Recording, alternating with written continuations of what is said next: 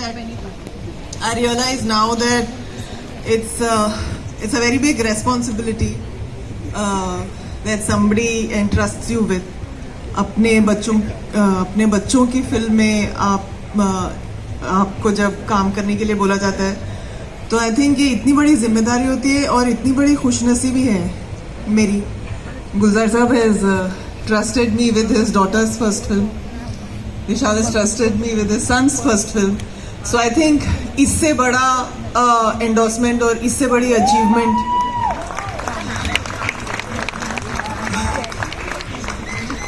so I'm very lucky to have worked in an era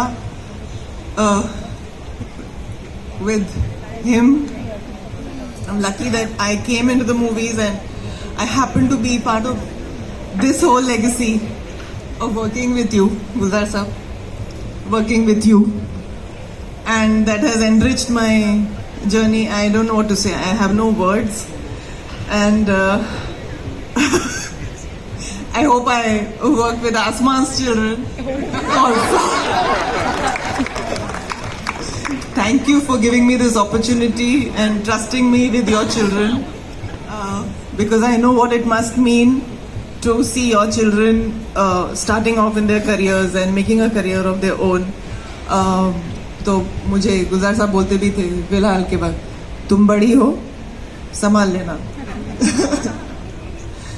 गुलजार साहब से पहली मुलाकात कैसी रही, याद है जब सबसे पहली बार मिली होंगी?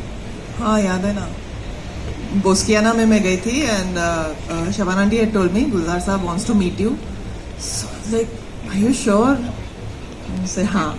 तो मैं गई और बस बैठी थी. गुलजार साहब को जुकाम था और मैं कुछ बोल ही नहीं पाई और गुलजार साहब भी कुछ ज़्यादा बोले नहीं और मुझे स्क्रिप्ट दी माचिस की.